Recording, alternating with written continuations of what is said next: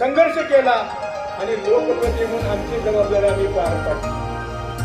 मला जे काकाला जाऊन वरवा आड करायचं नाही, काही नाही. मला कुठलीही निवडणूक लढवायची नाही.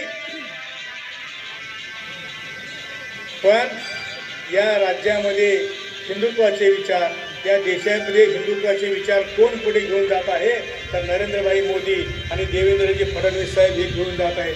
आणि म्हणून एका विचाराची लोक ज्यावेळेस राहतात त्यावेळेस आपला सर्वसामान्याचा विकास साधला जातोय. मला काही पदासाठी वगैरे मी कुठलं पद बिल मागितलं नाही, काही नाही. फक्त मी सांगितलंय माझ्या जनसामान्य लोक माझ्याकडे जे काम घेऊन येतील ते मी तुम्हाला सांगणार, ते काम झालंच पाहिजे, ही माझी पहिली आशा.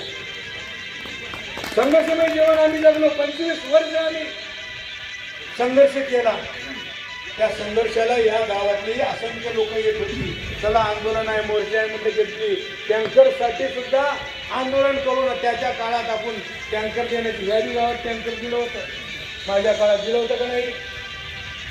दिलं नव्हतं काही. कोणी सुद्धा नाही, तरी पण नाही दिलं का?